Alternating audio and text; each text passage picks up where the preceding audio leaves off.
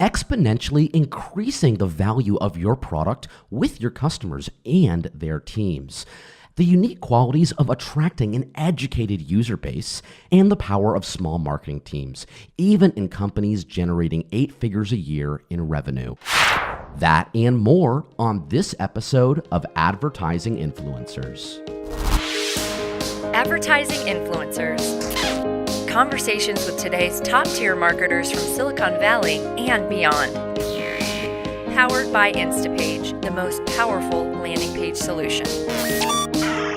Hello. Hope you're doing very well whenever and wherever you are listening. My name is Ander, marketing educator here at Instapage, and welcome to this episode of our flagship podcast, Advertising Influencers, where we speak with the best and brightest minds in the digital marketing spaces today, including VPs of marketing, VPs of growth, CEOs, CMOs. Lots of really talented people have come on the show.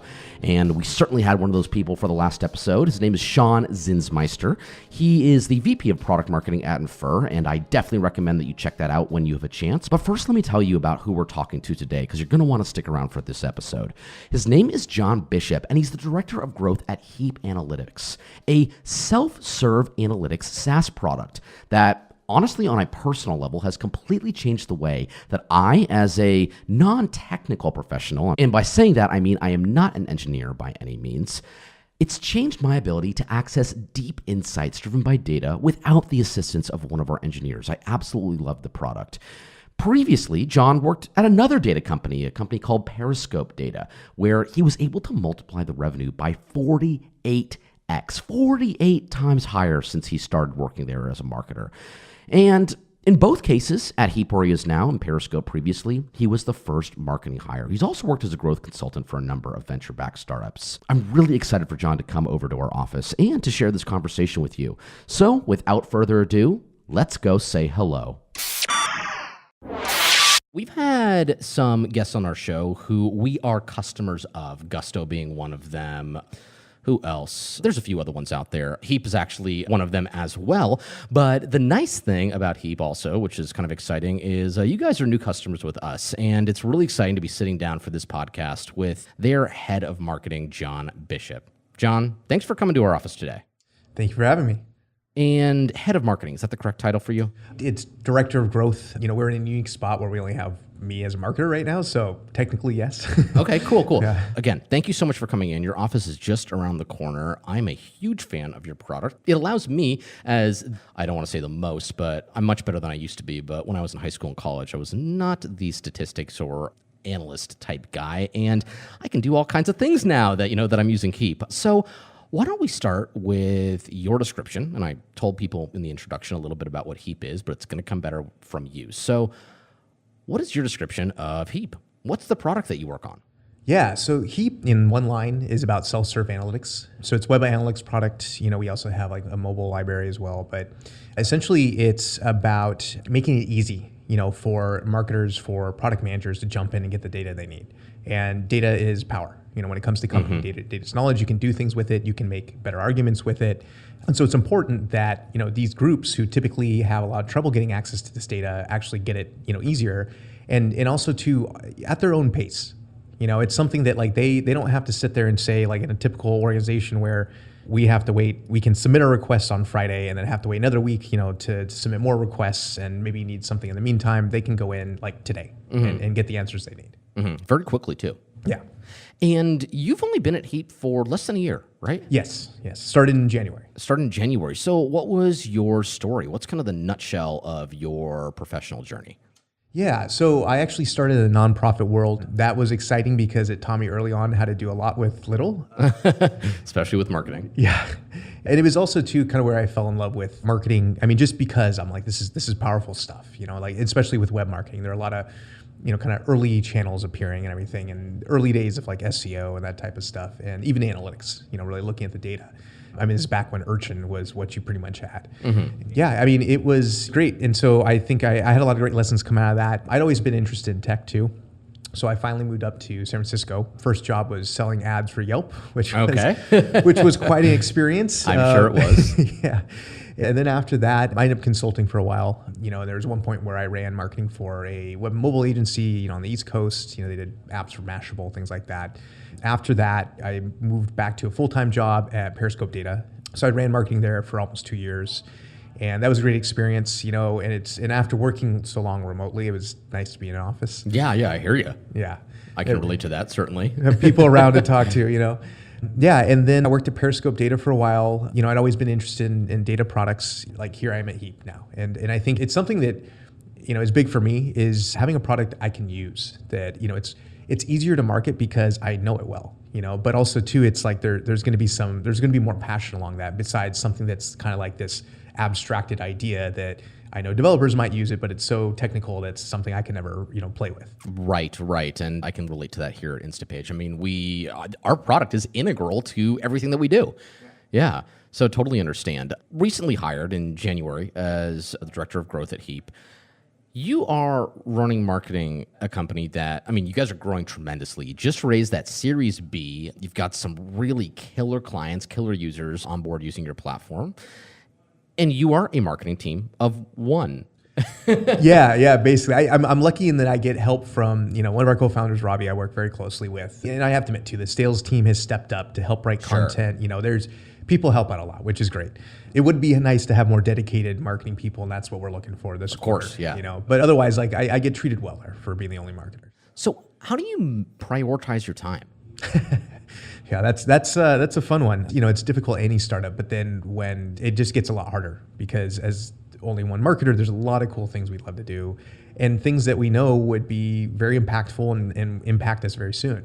And so it's pretty hard, but I think that basically comes down to just discipline around the funnel, and saying like, here's the steps that people are taking. This one step happens to be worse off than we think it could be. We think with a couple different experiments or, running different ads or something like that, we can raise that percentage. And I try to just focus on that. It can be hard too, though. There's a lot of needs coming from sales, a lot of people coming in with ideas, and our company's very collaborative, which is great because they have all these ideas. At the same time, it's just a lot of stuff I can't do. So. Awesome. That certainly makes perfect sense. You also came in from Periscope. And what was your role there? So I was running marketing. I was third employee there. I got brought on because they had 4 engineers, 2 founders, and the 2 first engineers. And they actually had some success with Facebook ads. And it was interesting because I even run Facebook ads for like a kind of a product I was doing before earlier that year. And I did not expect it to work for something that was sales driven, that cost that much. And it killed it, and we continue using them to this day, like the companies I go to. Yeah. So it worked really well. But yeah, it was interesting. Again, a lot of hard things to prioritize. I also was in a similar position where I was basically only marketer up until like a month before I left. Wow. Okay. I was not aware of that. Which was hard, and there are a lot of things too, like where we had an abnormal budget, and we were spending a hell of a lot more than people normally would at our stage. And so it actually made it hard to go find peers to talk to prepare notes with, because I'm spending more and more each month than I have experience with, because the last month was already the record I had, And so that kept things exciting. But yeah, it was interesting. And I think that, especially with Periscope, I'd already focused on data a lot. I felt like I was pretty strong as a marketer with data, but Periscope was a lesson in that I had a lot more to learn. Yeah, totally understand. Now, speaking of Periscope, a data product, Heap an analytics tool. As I said, statistics and analytics, these are difficult things, especially for marketers who are not quite as technical, maybe come from more of the creative background, the content background like I originally did. And especially with these tools, it's sometimes hard to understand the value proposition of them until you actually see it in action with your product, until you can actually, get your hands on it. So with these kinds of products, how do you communicate that value proposition when you face that challenge? Yeah, I'll be honest, it's hard. At the same time, we're lucky and not lucky, but basically the analytics industry is very crowded. There's new startups popping up every day. There's already established companies, large and small. And so the nice thing about that, though, is people tend to be educated when they come to us. A lot of times they'll have used other solutions and these solutions fell short, and then they're coming to us. And that's actually a great situation because they felt the pain, like one of the key pains that, we address with Heap. So those are like some of the best people coming in to talk to us. But besides that, I think A lot of it is, just getting down, talking to customers, talking to sales, talking to customer success, solutions team, basically all the customer facing people, and getting like the kind of the lines out of there, like what are the words that people use to describe things? What are the features that they're excited about? And really digging into that and making sure you do it, of course, across like a wide enough group, among customers and everything, but in putting that back into the messaging. And I think it's hard too, but a lot of people fall into the trap of still to this day using internal jargon, like in messaging and things, and not really communicating as well with their customers and realizing that you're talking a different language. It's not going to work. Mm-hmm. Now, perhaps this perception of mine is wrong, but it seems to me like you said, there are so many analytics tools and analytics products out there. Do you think that part of the reason that Heap is able to do what it's able to do in terms of marketing and sales is because there's a lot of dissatisfaction? That's interesting. That's not something I've ever thought about. I think that could be part of it. I will say, we have something when we talk about only having one marketer, we've never had much in the way of marketing staff before. But at the same time, we actually do get a lot of benefits out of our free badge program and just offering free plans. And so there's always been kind of a flow where like a lot of companies I think would need more marketing at this point. But yeah, I guess, that's definitely a piece of it. Like I said, like our best prospects are the people who are dissatisfied, that are educated, that know exactly what they need. And, we offer things like the auto capture for events. That's huge for people. We're doing exercises right now, like talking to our customers around positioning, that kind of stuff. The exact stuff where we're trying to get like better messaging and everything, but it's very clear, again and again, they're tired of the process of, one, just having to go through this process that they don't control with talking to an engineer to go help those events up and everything. But two, is just like, they'd rather just do it themselves. And again, at their own pace, and so it's big because we address that, very well. And that's a key problem that people are seeing in the industry. And so that's why we get a lot of these people coming to us. They're dissatisfied with other tools.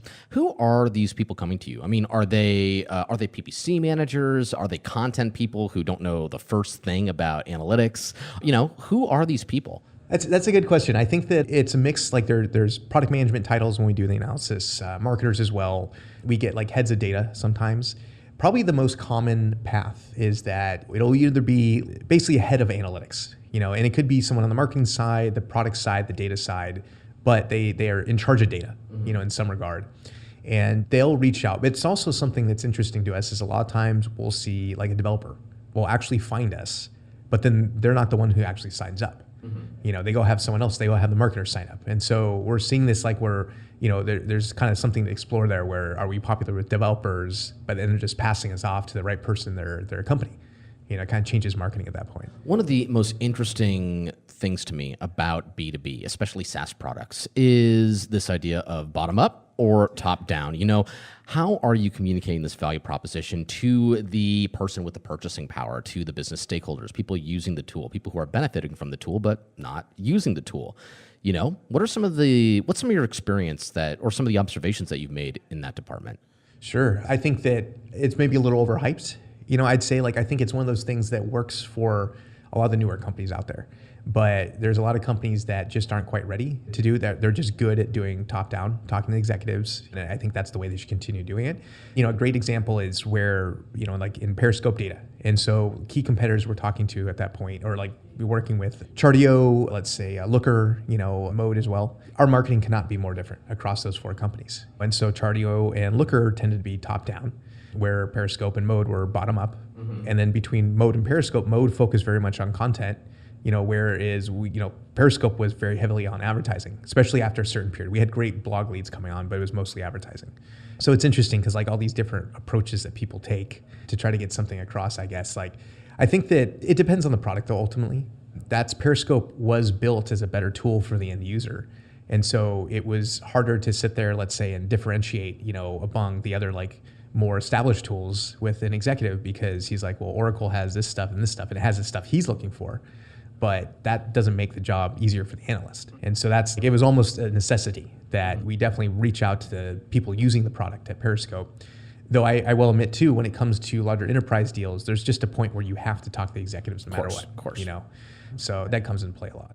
But you also, you have to be enabling the executives to make sure that whoever's actually using the product is going to be satisfied with it. Yeah. Yeah. Now, there are, as we've talked about many times, there are so many analytics tools out there. There are so many tools where you can look at your funnel, figure out, where the holes are, where people are falling out of the flow, et cetera. A conversation that we have here, a fair amount at Instapage, is the idea of the best-in-breed solution versus the single vendor. The full stack meets all of your needs for everything you could possibly imagine. And our thinking with our own product is that Instapage is an advertising personalization tool. It's for optimizing your digital ad spend or your email marketing or whatever it is. So that's one way that I personally look at the product. And there's a lot of other ways that people are using it, but I'm wondering what your perspective is on that. If you think that best-in-breed solutions are the best way to approach your marketing stack, or any stack for that matter, any technical stack, or if the single vendor kind of umbrella solution is something that works for people. Yeah, as I mentioned before, I have strong opinions about that. But I mean, ultimately, it depends, but it really depends on the situation, because I think that ideally, I think the best people want to use the best tools, and you don't find that like with something like HubSpot, Marketo, like you said, they do a bunch of stuff, all right. And so there's definitely always that desire. But at the same time, I think that while that can work for startups, because it's less people to deal with, less integrations to worry about. But once you get to a certain size, I mean, just trying to keep these companies, these products together and keep it organized becomes a lot harder. And so I don't blame people for having to go buy HubSpot, even though maybe they want something that's like the best SEO tool, the best landing page tool, all that stuff, like separated tools. My personal preference though, again, is very much best in breed. And I peaked at HubSpot for a long time. And I mean, and I don't want to trash them too much. Sure. I mean, HubSpot's a great product for the right people, but different people have different needs, et cetera. Yeah. And it's, just my approach was every time I would check it out, I'd see, lots of tools and kind of a very good holistic approach, but it didn't address I wanted to go much deeper with SEO. I had much better tools available, and I didn't have this need to have all these systems connected, and I can make it work without that. So it just made sense. I'd much rather use something like Moz or some of these other PPC tools out there rather than relying on HubSpot. And then the same thing applies to email, a lot of the other functions that HubSpot offers. But yeah, I think that, I would fight tooth and nail to use, the best in breed products for as long as I can. But I can see a stage too, where it's just you need things that easily integrate with, or Salesforce or more heavily do other tools, other enterprise stuff, because, it's not just the marketing needs that will have to become more enterprise, but we'll have more tools on the support side, even sales, all this stuff. And so that's where I think HubSpot has a very strong, they're very strong in that regard. So. Mm-hmm. Another thing that is also fascinating to me about marketing technologies and analytics tools is, you have to do your own marketing. Obviously you're using your own tool to determine insights and, make the right decisions and everything. Yeah. What are some of the ways at an analytics company, what are some of the ways that you can identify the right marketing stack to use in conjunction with your own tool? So how would I put my ideal stack together, or you're thinking do I have a framework for that kind of thing? It's either way. Okay. I'm going to be honest. I default to the tools I've used before. Yeah. I do try to have a weak bias there, just because I think that, you can hurt companies too sometimes when you try to force something in that's not a good fit. But that's probably where I start. The tools I'm familiar with. Nonetheless, it depends. If it's something as easy to sign up for as Moz, that's easy decision. I don't stress at night, about, I didn't sign up for this other tool. Mm-hmm. But when things get, more expensive, there's more work to integrate them, then that's where it's okay, there's going to be much heavier kind of research process. That's a much more standard thing that people are kind of used to, I guess. Mm-hmm. But yeah, that's basically the approach I take. I actually did a podcast interview, shifting gears a little bit, a little while ago with a company called Cake Factory and social real-time advertising, and it's built on AI. AI is obviously something that's in discussion with the tech community as a whole, but it's also a very, very interesting technology that applies to marketers, that applies to analysts, that applies to anyone working with data. And I'm wondering, with tools like Heap is such a powerful tool for people like myself, people who might not have the very, very intense analytical expertise. I can figure out what I need to figure out, but analysts are still important right now. We still need analysts. And I'm predicting that it's possible that might change in the future. I'm wondering if you think that it's possible AI might completely replace analysts. If we're going to have all the tools we need to get all the insights we need, if we're going to be able to find these things automatically. Yeah, I think if it fulfills all the promises that people have made about it, yeah, it's definitely possible. I would say that I think that what's going to happen is probably some of the last jobs would be ones that delve into creativity. And I think that good analysts have to be very creative. And so I think there's going to be some job security in that regard. I will say up until that point, they will get much more powerful. A lot of the tools they're using, it's more like, what are the right questions to ask? Where the creativity gets involved.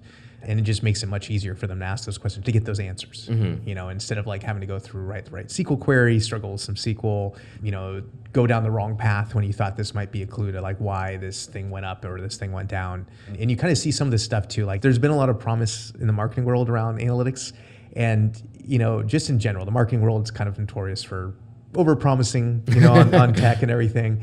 But, you are seeing different things. Some of these analytics products are coming out with more kind of automated insight type, features and things like that, which I think, it makes sense. It's definitely something people want. And, sometimes too, if you're thinking or describing or you're designing something for a very non-technical, very undata friendly person, that's the very ideal is they just get to ask a question and they get their answer back, and without having to do all this work, without having to talk to a team. So I think that, there's a lot of benefits to it. I think the ultimate, them taking over analysts, is way off. I could see though, analysts getting more powerful in the meantime as products are built out. But, one thing is that, this little story about when I was working at Periscope. So Periscope Data, we're selling to analysts. It's our key market at that point. And early on, and a lot of this was kind of discovered before I even got there, but there was a concern. And it was almost like the way the founders thought of the product was that this is meant to replace your data science team, or at least reduce it. Because Stone still has to run the reports, but it's something that makes them a lot more powerful. Well, then it's, you kind of assume okay, well then that's going to mean less people. The problem with that though is that kind of looks at a flat view of work. It's not going to change. The thing was that we actually found out, which was really wonderful because it made us look better and it made the analysts happy, was that when teams actually bought Periscope, the analyst teams expanded. And basically what they saw was they started to see more value. And I think too, it's hard for analysts because there's a lot of work they do that does not come out. And so it can be hard, you might see some insight. Maybe they even work on this project and honestly, they can't find a real answer. They can't find something they're confident in. And for people outside of data, they're well, are they even good at their job? What's the point of this if you can't find anything? There has to be something, but that's not how it works. So they kind of have all this work in the background that people aren't appreciating. And so this thing, something like Periscope, these BI tools that are coming out, just give them the ability to look a lot better. And all of a sudden you've got charts and dashboards throughout the company and, who's responsible for that? And it's, the team over here. And people are grateful for that because one, there's more transparency available. Like at Periscope, we had, our major kind of metrics available to the company in just one big dashboard. And so that's a nice feeling too. You feel trust at that point. But beyond that too, it's just doing a better job, getting the data, and be able to respond faster. We talk about this with Heap too. It's a very similar thing where we make people look good. That's kind of one of our things that we're trying to sell that, as a product we're trying to do is that, these are people that they get asked a quick question, what's about this analysis or can you find this out for me? And let's say before the tool, it might have taken a month because they had to talk to a developer to get the event put together. There's just a lot of stuff they had to do. And then today they get back within 10 minutes. Maybe they already had that report ready. They just go look at the report, hear the updated stats. And that person's like, wow, this Mary over here is kicking butt. This is great. And so that's the kind of thing we saw happen at Periscope. I think it's a very similar thing we're seeing at Heap is that these tools actually expand the value, of what people are getting out of it, the marketing teams or product teams. And so it makes them look good. Awesome. And one of the last questions I always ask people is where marketing is going. You basically answered that. Love everything you had to say there. But the second part of that question is how can we as marketers, how can analysts prepare for the changes that are coming? That's a really good question. I actually think about that a lot. I look at friends and family that had difficulties during the financial crisis. And for me, that was a huge thing because I felt like I'm always going to have to reinvent myself, and I do think about AI and like when my job might go away. And I think I have some solace in the idea that, again, I believe strongly that creativity is going to be one of the harder things to replicate. So that will take a while. And I think good marketers are creative, not just talking about ads and stuff, but creative ways to reach people, creative ways to actually get those answers, that kind of stuff. And so creativity, though, that's actually a hard thing as well to kind of like teach. I think a lot of times people just have it or they don't. Outside of that kind of thing, I feel like, there's certain tasks that can be automated, and I'd look to kind of that stuff. Watch the tools, because the tools, it's going to be slow until it's really fast, and things take over. And you can see this, there's a lot of promise of kind of this advanced analytics, AI being involved. And I feel like half the companies aren't even using anything called AI. It's just a buzzword. Same with like data science or big data But no, I'd watch the tools and I'd start to see like, where are people making advances? Where are people like eliminating some jobs, or not even eliminating? Typically what happens is you also need a smaller team. And I've seen this trend overall too, is that over time, I would never say it was like, I would never recommend being the only marketer in a situation like I am at Heap or at Periscope. It's hard. Luckily I'm getting help, like here at Heap, we're going to hire more people. But at the same time, I can produce a lot, with just the tools I have. And that is a very big change from like a few years ago, 10 years ago. And so, also too, we'll interview people and they'll come from certain companies, well-known tech companies, that they have small teams, much smaller than you'd ever expect. We've talked to people that were companies doing like 80 million, 100 million, and they have a team of like 10 people, and that's really impressive. Yeah. Yeah, no kidding. That really is really impressive. And for whatever it's worth, I saw somewhere, sometime on the internet, I don't remember where, I should have saved this link. It was basically a calculator where you would put in your role, your job, and it would tell you the likelihood that you were going to be replaced by AI. And a little dark. Yeah, a little bit dark. But I put in marketers, and it said there's only a 5% chance that a lot of marketers are going to be replaced by AI. Interesting. So for everybody listening, don't worry. This random tool on the internet gives us a little bit of assurance. Exactly. We're all good with that. Yeah, exactly. So plan the rest of your career according that way. And of course, I'm just kidding. Anyway, Jon, thanks so much for coming in today. It's been a really, really fascinating conversation. Love your product. Really happy that we can both be benefiting at Heap and Instapage from each other and from everything that our products are doing for each other. So once again, thanks for coming to our office. It's been a pleasure, and I'm sure we'll talk to you soon. Awesome. Thank you for having me. Well, I think that it's safe to say that Jon has some awesome insights, really, really cool ways of looking at things. And I love that even though a product might be something that would replace the employees at a company, in some cases it actually improves their ability to do something really, really well. And the company ends up hiring more people to maximize the value that they get out of that product. Very, very cool to have Jon in the office. And as always, you're welcome to check out a transcript of this episode and the show notes. It's on our website at instapage.com/podcast. Lots of other great resources there for you as well. And definitely recommend checking out the webinars. There's some really cool content that I put together for you guys over the past year or so that I've been working here at Instapage. Hosted by yours truly. Would love to see you there. Also, would love to hear from you. My name is Ander, and my email address is easy. It's ander@instapage.com, ANDER@instapage.com. And of course, you're more than welcome to say hello to the rest of our team as well. We are all over social media. All right, my fellow marketers, I am out for now. My name is Ander, and this is Advertising Influencers. Cheers to your future success, and cheers to better marketing. I will talk to you soon. Advertising Influencers. Conversations with today's top-tier marketers from Silicon Valley and beyond. Powered by Instapage, the most powerful landing page solution.